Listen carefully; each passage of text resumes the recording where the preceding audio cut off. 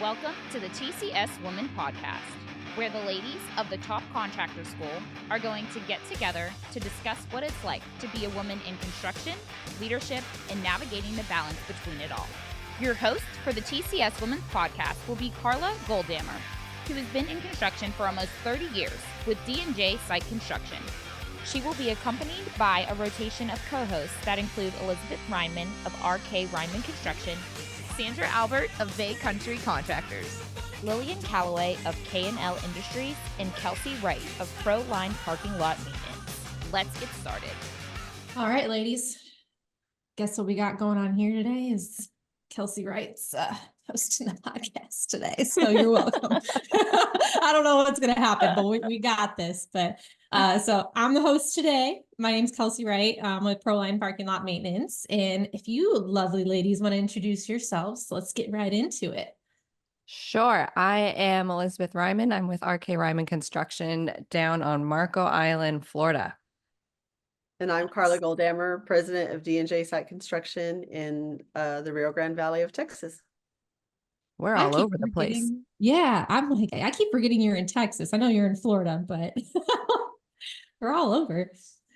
But yeah, I just wanted to quickly just take a few minutes to thank everyone who jumped on the TCS Woman all call last week. I know we were all a part of it, but I felt like that was a great time that we got to meet new faces, got some input for our future calls that we're going to hopefully do, and just really get a chance to spread the TCS Women.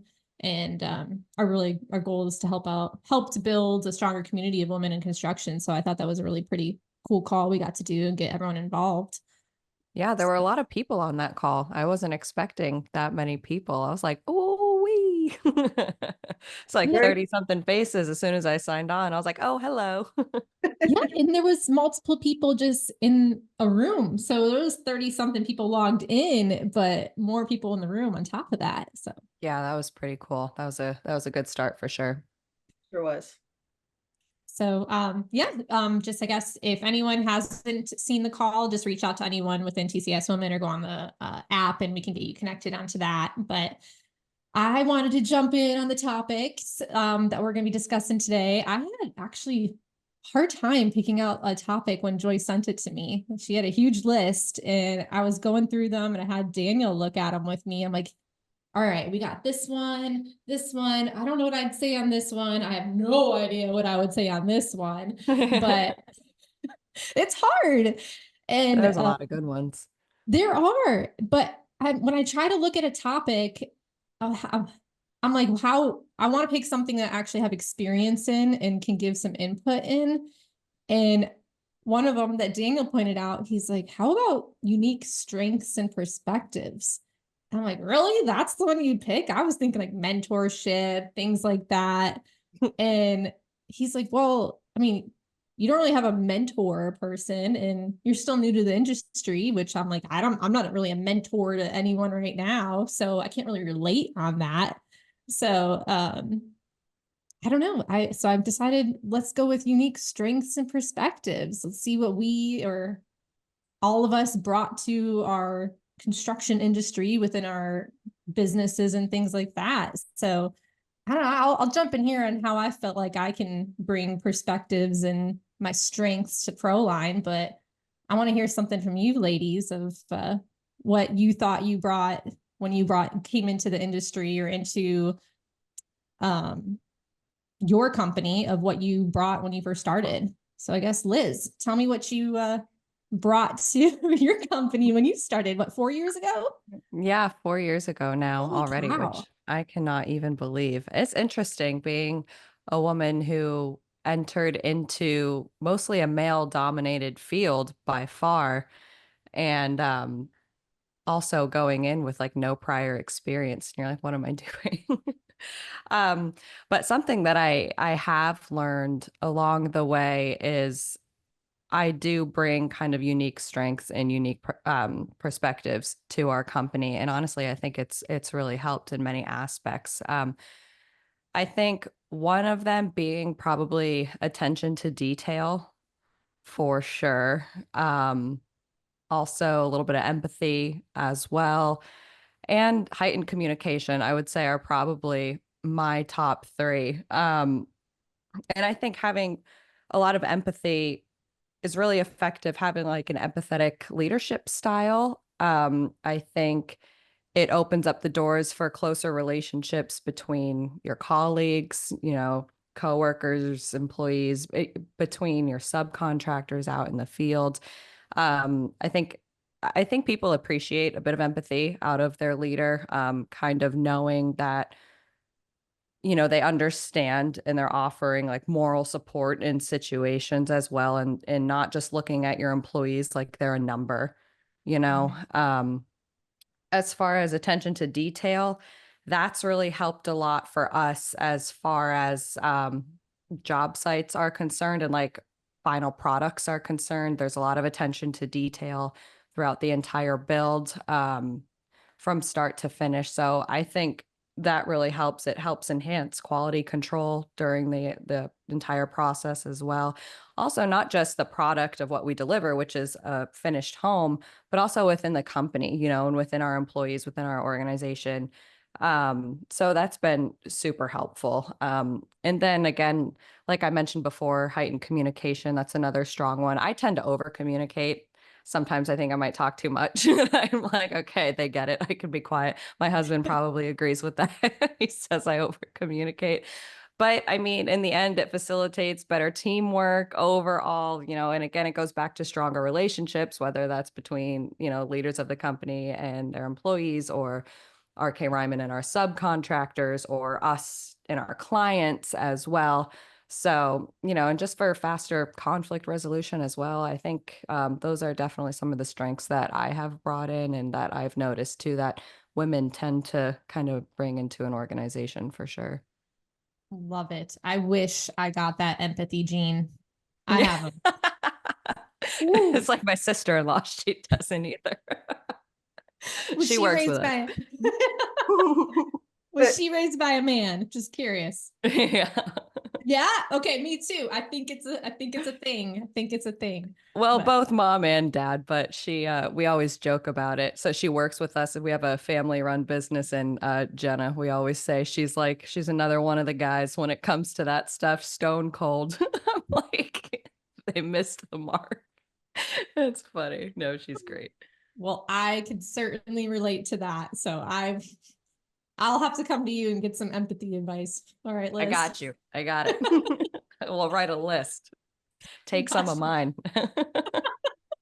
I'll take it. I'll take it. Daniel will be like, please, Liz, give it to her. Yeah, there you go. But Karla, how about you? I want to hear all about you. What you think? Oh, I don't know if I talk about what I bring to the table myself, or what. Yeah. What strength do you think you brought to your company? Like she said that she has for her. I do have more empathy, I bring that to the table with certain things in certain situations. I'm learning how to deal with the younger generation, and when they truly have a true problem, then I have that empathy for them. But when they don't step up and take responsibility for their actions, or comply with their part of it, I lose that empathy, because I was raised more by my dad, or I took in more of my dad than I did my mom. And so he was very like, no, none of that. So I've had to learn the empathy thing. So you can, Kelsey, you can learn the empathy thing, but for me, it's situational. It's, excuse my language, but if you're going to be a dumbass, you're not going to get the empathy from me. No, I agree. Amen. 100% agree. And people will try you, and they'll try to figure you out and see what they can get away with, and how much you're going to feel sorry for them. And then when they trying to play that card, then you're cut off. You're cut off. No more. But I think I bring to the table seeing the bigger picture on situations. I think a lot of our guys get very tunnel vision, and focused on one aspect of their job, or, getting to one certain point, and they forget to look at the big picture. And so they miss things, or, there's newer, better ways to do things nowadays with all the technology and, just different things that you bring in, into the business and try to teach. And do you think this will work? Or, what can I give you to make your job easier? Therefore, my job is going to be easier too. So I think that. And I like to see people grow. Like I really like to encourage our guys to better their skills. I have one young man that's been with us for about 4 years, and he came with personal problems, and he still deals with those problems on a daily basis. But he's made a change in his life. He just completed a 3-month job superintendent course at our local community college, and he has gotten his OSHA 30. He's finally getting his driver's license back, which is a big thing for him. And, he texted me all of his accomplishments the other day, and I told him, I said, I am so proud of you. Like, this is awesome. And this is great that you're doing all this. And I hope that you're proud of yourself. And he said, I am proud of myself. I finally, trying to get my life straight and back going someplace. And I was out on the job site with him a little while ago. And he was like, Miss Karla, he goes, I want to do the OSHA 500. And I was like, all right, we'll get that all set up for you. If that's what you want to do, that's what we're going to do. So, yeah, being a mom and sister and all that just all comes into play into the business world. That's so nice having your employee confide in you about his accomplishments and the steps moving forward. I feel like that's just so rewarding as a leader. It kind of is that moment where it reassures you, like, I must be doing something right. Right. When, my employees want to tell me of their accomplishments and keep me in the loop and show how they've grown and how they're doing better. That definitely, I think, means you're doing something right for sure. I hope so. I try. Well, that leads 100% into my next question that I was going to ask you was, how do you think your presence or all the strengths, perspectives you've had in the industry, within your company, even influenced your workplace culture? So like you just said, just those simple things like that of coming to you. I mean, for one, that's an example for me, but do you have any more that you can give an example of? When the guys come into my office, like some will not come into my office, but most of them will.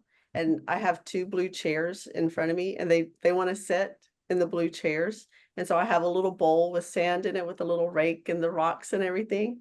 And they will literally pick up the rake and the bowl and play and move the rocks around while they talk to me. Yeah, and just I talk to the guys about budgeting, and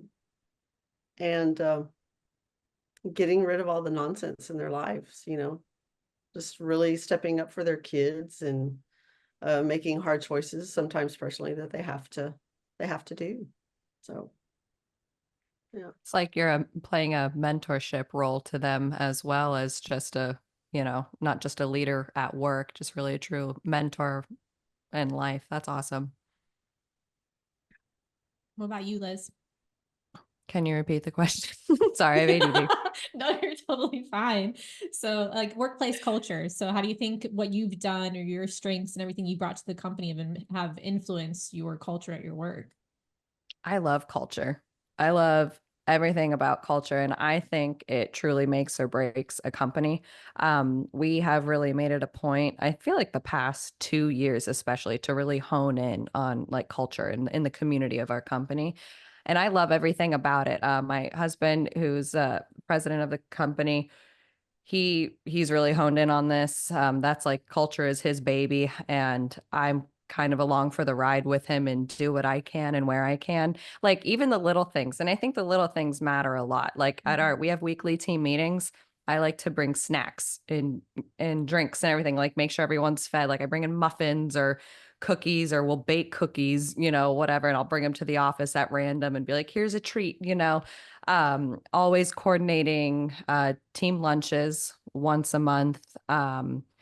And then even back over the summer, I coordinated like a team happy hour, just always trying to encourage, camaraderie amongst us all and having that community and friendships. I mean, work is work and people butt heads. It's the nature of the business. But, at the end of the day, like seeing that we all do get along and we all can have fun outside of work, I think it goes a long way. And there's been friendships developed, within our company because of that. And more so geared to our clients, I'm right now working on our first ever client appreciation event. And we're going to put on this huge thing, and we're going to have like our past clients and our current clients. And we've been building on Marco for 30 years. So it's going to be, it should be a pretty big list of hopefully, the people who can come. But I'm planning that because it's also just a way to, again, it's about the community of our company, and our clients are our community as much as our employees are. So I love focusing on those things. And that's something I've continued to do since I've backed off, working only part-time since having our son.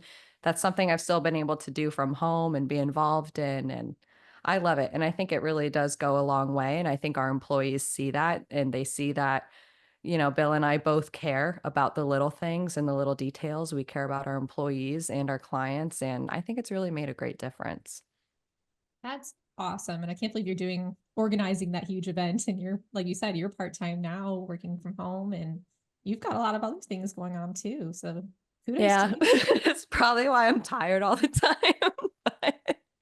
And my coffee intake is like doubled this past year, but it's fine. Fine. You do what you got to do. It's just, it's a season of life. It won't always be this crazy. Well, it probably will. Who am I kidding? But It whatever.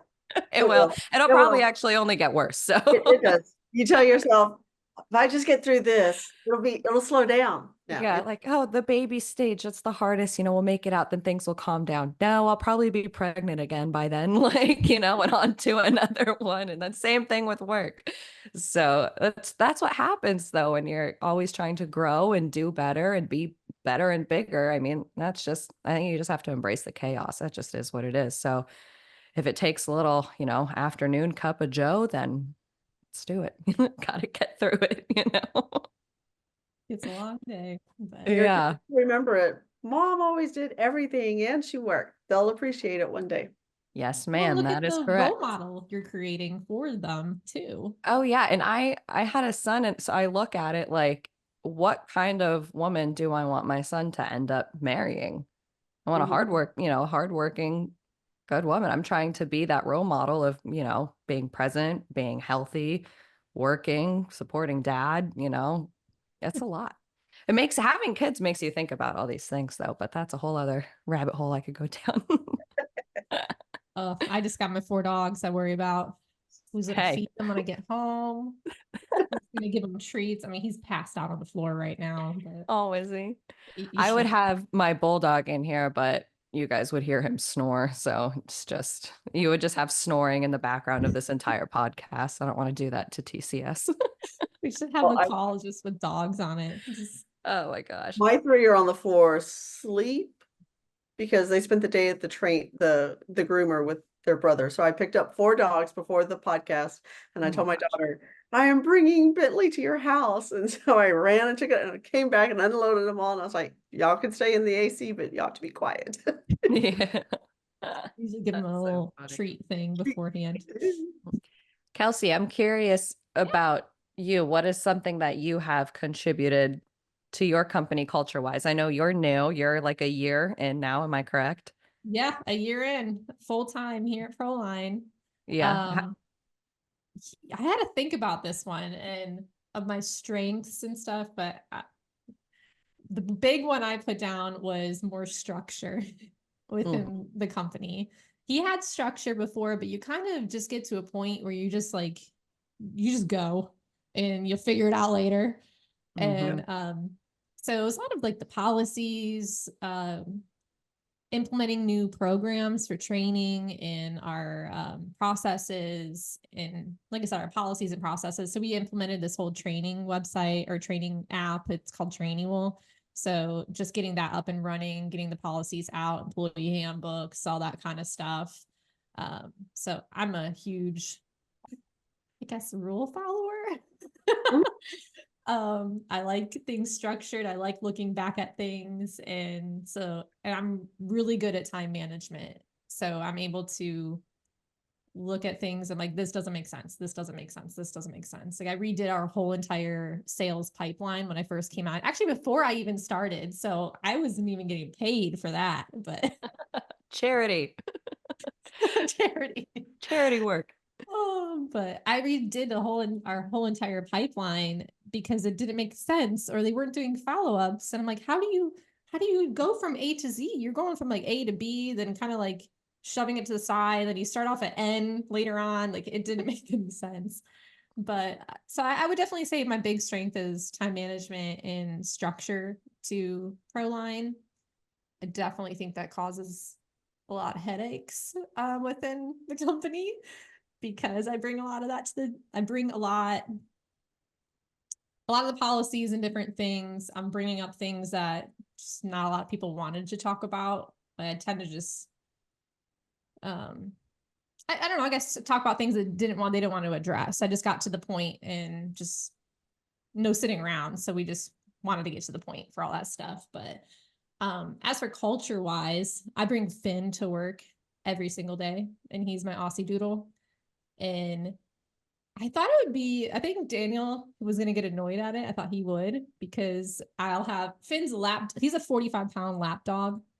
So he'll just come up to me during our leadership meeting and he'll start climbing in my lap and laying down. And to Daniel, he's like, that's so unprofessional, this and that.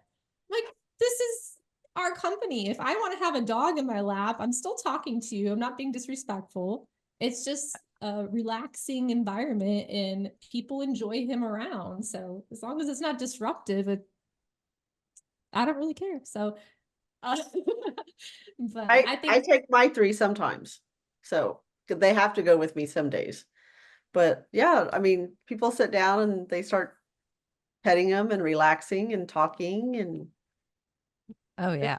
there's some, Muggsy, our bulldog, we've had him for 5 years. He's our Reiman's mascot. He's gone to work every day for years. And then we have another bulldog now, Harvey. So now Harvey goes to work too. So Billy brings the 2 bulldogs, and then his sister Jenna brings her giant schnauzer. And this dog's like the size of a pony, literally. So we just call it RK Reiman Zoo at this point. It's like, you should we have have a dog sign on the window of the yeah, door. Yeah. people Do you know have them. them They on love your them. Meet the Team, like on your website or anything? Muggsy is in my photo with me. If you go to our website and it's the Meet the Team little Yeah. spot there, it'll be me and Muggsy. He's the job site cleanup crew or something like that. I forget what Billy named him, but Oh my yep. gosh. Hey, I'll have to dogs are look. family. I get it. They are. Well, like you said, Carla, though, it's having him or Finn or just the dogs in the office. I mean, Randy, our media person, will just come in and grab Finn, like walk him around like a baby and just like carry him around. It gives them a time to just relax or like they just need to get away from their desk for a minute and like Yeah. woosah kind of thing. But I So I funny. love it. I feel like it really helps. But what do you guys also do for your culture within your company? So like we do like core value chips based off of if you're exhibiting your core values and different things like that. Do you do anything besides like the food and different things like that? Like any incentives to encourage the behaviors?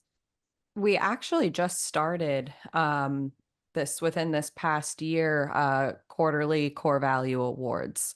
So we'll give those out. And also, I believe Bill included like a gift card or an Amazon gift card of some sort just for a little boost of encouragement and appreciation, like acknowledging their hard work. So that's been really cool. It's actually been pretty funny. We've seen some of our employees get pretty competitive and it's pretty comical.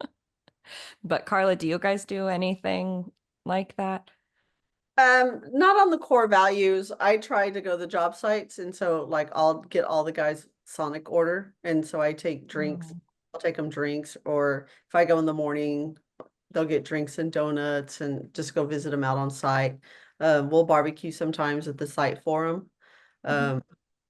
Different things like that. I give my truck drivers our DOT trucks, if they get stopped by a DOT inspector and they have no violations, then they'll get a gift card. For birthdays, I try to give gift cards and things like that. So That's so nice. Yeah, and we Yeah. try to like take care of our subcontractors too. Like, for example, so we partner with a company on some of our projects called the Decorators Unlimited. They're out of West Palm, so the opposite coast of where we're at.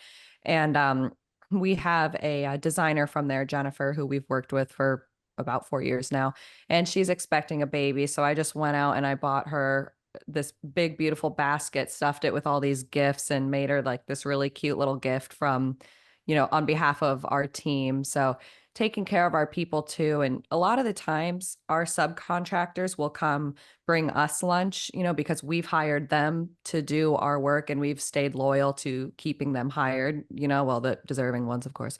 And so they'll always bring us food a lot of the times, just say, hey, thank you. And but now Bill and I were actually talking about kind of paying that forward and repaying it back to our subcontractors, just as like, you don't always just have to thank us for hiring you and keeping you, within our company. We can, be grateful for you too, and their loyalty and their constant hard work. They know our standard and they continue to meet our standards. So it's just showing appreciation when that circles back around too. That's awesome. I mean, building relationships between your subcontractors, your contractors that you have, or even the people within your company, I mean, that's huge to be able to like keep that going. And I mean, they appreciate that. Even just that simple thing that you did when she's like had her baby or anything like that, like they remember that. They know that you care, and that relationship just builds and builds just from something simple like that. Or like you said, even just giving a gift card or here's some lunch, you just build that rapport with them, and that's wonderful. I love it. Yeah, it's great. One of our core values is clients are family and to treat them as family, but we also extend that to our subcontractors and our employees. It's like everyone that makes up the success of our company and the finished product, like we try to, instill in all of our employees, like they are family and you take care of your family, and you respect your family. So I think it's really important, but it's nice. I enjoy giving back. I enjoy giving gifts. It makes me happy, and I love focusing on all of like the cultural matters that we've talked about earlier in the podcast. It's really rewarding. It's fun. More of the fun work for me to do rather than all the stressful work that I was doing before. So Would agree. It's just rewarding, and it's just like, this feels yeah, good. Enjoy it's so funny. So do you and your companies go out like in public and do charity events or Chamber of Commerce events, stuff like that? We do. We're actually part of the Lincolnton Chamber of Commerce and the Lake Norman Chamber of Commerce, and they have young professional groups that they do pretty weekly about, and it's up to individuals. I don't know the starting age, but probably like 25 to 35 young professionals group, part of the chamber, so you can mingle and network with different people in different industries, so not just construction, but it gets you linked into like insurance agents, brokers, bankers, tons of industries that get connected on. And they also have different events. So we've done a golf tournament through them. We've done, there's a couple different golf tournaments we've done through them, but I feel like they just had something recently. Regardless, they have a lot of different like galas and small business events. So chamber 100%. Yeah, we've actually started getting into it this year. And through that, so we have our insurance agent we're really close with. They do a couple different charity events with them, and we've gone with them, like packing the different foods and sending them across seas and stuff like that too. So we do that So as is that something you started when you came into the company? the chamber. Yes, I brought that into it. Yes. And I think Daniel's talked about it, but I feel like that was more of a joint thing with me and him doing that together though. Very cool. Do you guys have chambers like that around you, or? I do. Yeah, well, yeah. we're part of three different chamber of commerces. So the city of Edinburgh, the city of McAllen, and the Hispanic Chamber of Commerce. And then I do galas with different associations and stuff. And I'm on the ambassador board for Make-A-Wish. And that's my big. Aw, that's so awesome. Yeah. That's so fun. We get involved as well, starting to do some more too. That was one of my ideas for this year. Like we have this past year, we actually sponsored a local high school's football team. So they were able to get, their new uniforms and everything like that. So that was really cool. Because Bill's always looking for a way to still be involved with football. He's played football his entire life through college. So I think that's like a big part of him that he's like still trying to fulfill in some way. So that was a fun start to that. That was really cool. And let's see, what else have we done? They've done some golf events as well. I did not partake in that, but Bill did, Bobby, who's his brother. And I think actually two more of our employees did as well. So that was really fun. They've done that a couple of years now. Something I want to do this year is work in the local food kitchen, like over like Thanksgiving and Christmas, and help feed the homeless. I think doing that as a team would be really, really cool. So I'm really going to try my hardest to make that happen for everyone.